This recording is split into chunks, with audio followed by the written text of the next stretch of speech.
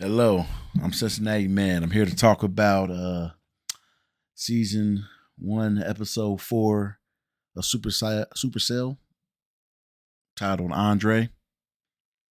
So let's start it off. Let's go ahead and talk about Andre. Andre, you know what's interesting? It's one thing to be late on your bills and have other issues going on and not taking care of your responsibilities when it's just you. But you got to step it up when you have your own child involved. You know what I mean? So the idea of him being like having all the money to pay off the creditors or the debt collector. I don't know what those guys were. The bailiffs. I don't know what that is. Um, and him being forced to grab it after his son's like, take my money, take the clothes. I have receipts for it. Just take it. Just leave my dad alone. It was like it should have never got there, man. You should have just paid them. He didn't want to pay him. He lacks responsibility. When you finally found out what happened and why he went to jail or prison, that's one of the stupidest reasons ever. Somebody you was cool with, I think he said a friend, maybe cool with, needed a ride, and they had all the drugs with them. He should have fought hard to get himself out of that situation. And where's that friend at now that you defended? That's my question. Yeah, where is he at? Hmm. Um, and his friend, I promise you, there's I think it's this dude, his dude that plays his best friend, Andre's best friend. Every once in a while, I watch this UK podcast called Undefeated, and he looks just like the guy on the podcast. Am I tripping, or is it the same person? Maybe I'm not tripping. I don't know. But anyway, he's a horrible friend because he's like, yo, man, I found this stash out with coke and weed and everything. Let just rob it. You know, you're probably bulletproof. He's like, I don't want to find out. He's like, yeah, why would he think he's bulletproof? Because he's super strong. Um, and then his son is about to get into the same, about to get in. He actively is going to get into the trouble. Andre unknowingly did it. His son's going to get jumped right in. It's what's it called? What do they say? It's madness. Madness. You're quite mad. Are you mad? I'm mad. I'm angry. So moving on from that, because his son, he going to have to get it. He going to have to get in trouble to realize he ain't built like that. That's what it appears to be what's happening. Uh, Rodney, I was mad at Rodney because when he met up with Michael again, I thought he was really going to help. It's funny. Last episode, I was mad at his best friend because best friend was like, "Why are you using it for personal gain and not saving people and everything?" And I was like, "Personal gain? He supposed to make money." I didn't realize that Rodney was that selfish where somebody would tell him like, "Hey, we need to save people," and he said no. That surprised me. So then I was like, "Damn, his friend is right." Um, that power thing, I really hope that power him not being able to use his power. Just like I noticed when Tasia had a problem using his power. Both times it was after the fact there where they smoke weed, which is bullshit if they use that. That'd be so lame if they put in there, oh, you can't smoke or drink if you want to use your power. Whatever. We'll find out later. Okay, Taser. Taser is a psychopath.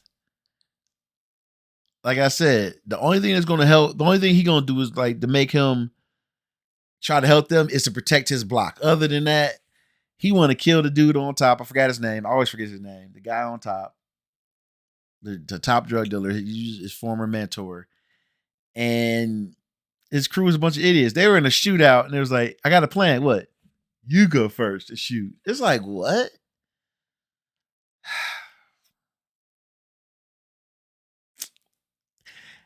What I find interesting is this ain't even no anti-heroes. This is just I wouldn't even call them heroes. They just people with powers. Except Mike, like I don't know. But yeah, I don't like Taser. Now,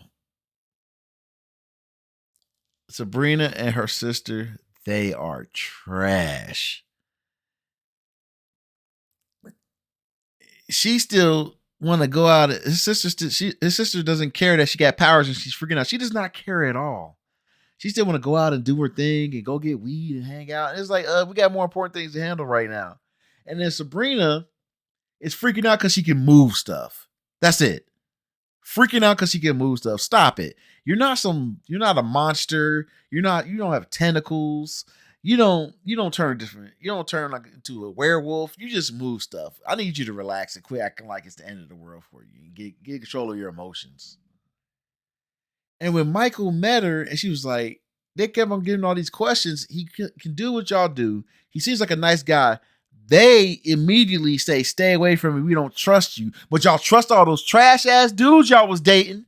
The one that punched your sister in the face. The one that cheated on you, Sabrina. You trust all them. But you want to give the good guy, a good man, the third degree and all that stuff.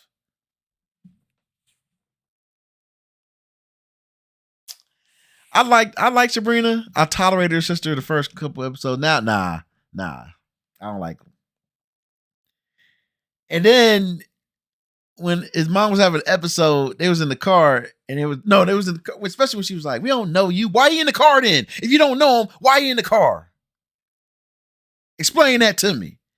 You took him to where y'all was going to get drugs. Don't know what to do. He could have killed y'all right there." So yeah. And he was like, "I got to go.